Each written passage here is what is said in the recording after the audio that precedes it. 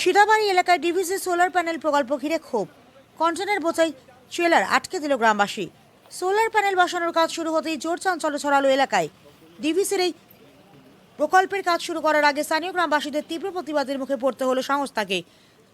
শেষমেশ কন্টেনার বোঝাই দুটি বিশালাকার ট্রেলার ঘুরিয়ে দিতে বাধ্য হলেন গ্রামবাসীরা। মঙ্গলবার সন্ধ্যায় ঘটনাটি ঘটেছে সালানপুর থানার কল্যাণেশ্বরী ফাঁড়ির অন্তর্গত তেন্দুয়া গ্রাম পঞ্চায়েতের সিদাবাড়ি গ্রামে।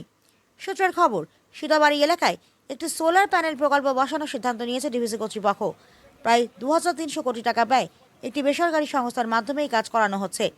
সেই প্রকল্পের কাজের জন্যই মঙ্গলবার সন্ধ্যায় দুটি বড় ট্রেলারে করে কন্টেনার নিয়ে আসা হচ্ছিল গ্রামে। কিন্তু গ্রামে ঢোকার আগেই পথ আটকে বিক্ষোভ দেখাতে শুরু করেন স্থানীয় বাসিন্দারা।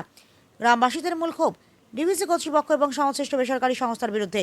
তাদের প্রধান অভিযোগগুলো হলো হচ্ছে যে ডিভিসি ম্যানেজমেন্ট আমার সঙ্গে না বসেই আনলিগেল কাজ করছিল। কি আনলিগেল কাজ করে? আনলিগেল কাজ করলে কিছু করতে গেলে তো কিছু মানে লিগেলেই, মানে যেহেতু গ্রামের কিছু তো আছে, মানে দাবি দেওয়া আছে, তো সেই দাবি দেওয়া গেল না দেওয়ার জন্যই আগে দীর্ঘদিন আমরা জমি দিয়েছিলাম, তার জন্য এখন কিছু বকুয়া বাকি আছে, সেটাও দেয় নাই, চাকরি দেয় নাই, বলেছিল লাইন ফ্রি দেবো, সেটা কিছু করে না, এখন আবার সোলার প্যানেল করতে যাচ্ছে।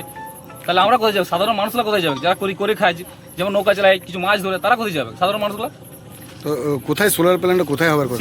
সিদাবাড়ি আপনার স্পটে। তো সেখানে তো আপনাদের পিকনিক স্পটে একটা সিজন চলে, অনেক মানুষের রোজগার থাকে, তাহলে ওটা বন্ধ হয়ে যাবে, সাধারণ মানুষ কোথায় যাবে তাহলে? তো ডিবিসি কি আপনাদের সঙ্গে আলোচনা বা বসেনি কিছু? না, প্রথমে এসেছিল, কিন্তু ম্যানেজমেন্ট বসেনি। ম্যানেজমেন্টকে বলেছিলাম, যখনই জঙ্গল পরিষ্কার হয় তখনই বলেছিলাম যে একবার বসে নিয়ে কথা বলতে। ওরা বলছিল বসবো, কিন্তু কিছু বসেনি। বসে আপনাদের কি দাবি দাবা রয়েছে ডিবিসির কাছে? কি দাবি? ডিভিসি দাবার এখন ম্যানেজমেন্ট না এলে আমরা কি করে বলি? কি প্রজেক্ট হবে, গ্রামের লোকের কি দাবি দেওয়া আছে সেটা সবাই মিলে আলোচনা করে তারপর প্রথমত যদি এই প্রজেক্টটা হয়, সেটা সাধারণ মানুষের সুবিধা কি সেটা প্রথম ম্যানেজমেন্টকে জানাতে হবে। আর গ্রামের লোকের দাবি হচ্ছে যে যদি প্রজেক্টটা সম্পূর্ণ হয়, সেখানে প্রত্যেক ঘর থেকে এক একটা করে পার্মানেন্টলি কাজ চাই। তো আপনাদের সঙ্গে কোনো কথাবার্তা বলা হয়? আমাদের এখানে গ্রামের সাথে কোনো ম্যানেজমেন্টের কথা হয়নি। এই গাড়িটা আজকে আসছিল, গ্রামের লোক খবর পেয়েছে, সবাই এখানে এসেছে, গাড়ি আটকানো হয়েছিল, পুলিশ এলো, বড়বাবু এসে নিয়ে বললো যে না, গাড়ি যাবে না, ম্যানেজমেন্টের সাথে কথা হয়েছে, গাড়ি ফেরত যাচ্ছে। তো কোনো ঝামেলা ঝঞ্ঝট বা কিচ্ছু ঝামেলা হয়নি। আমরা শুধু পথ অবরোধ করেছিলাম, বা এইটুকুই। আমরা এখানে পথ অবরোধ করে বসেছিলাম। কখন এই গাড়িগুলো কখন এসেছিল? প্রায় 7:30। তখন থেকে আপনারা এখানেই আছেন? না, এখানে সোলার প্ল্যান্ট লাগবে, এটা আপনারা কবে জানতে পারলেন? সোলার প্ল্যান্ট প্রথম দিন এসেছিল, যখন জঙ্গল পরিষ্কার করা হয়, তখন আমরা জিজ্ঞেস করলাম যে কি কাজ হবে, ঠিক আছে? তখন বলছিল ওরা সোলার প্ল্যান্ট হবে। তখন সোলার প্ল্যান্ট হতে গেলে তাহলে আমাদের গ্রামের কি থাকবে?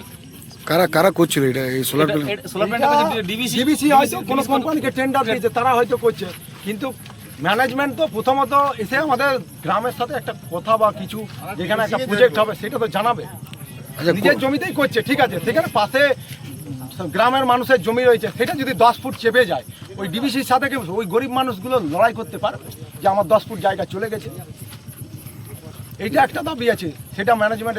আমাদের দাবি আছে পিকনিক স্পট, যেহেতু 200-300 মানুষ করে খায়, তাদের তারা কোথায় যাবে?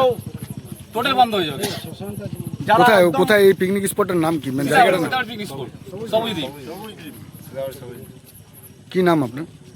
আমার নাম কাজল মন্ডল। আপনার কি নাম? বিবেক মন্ডল।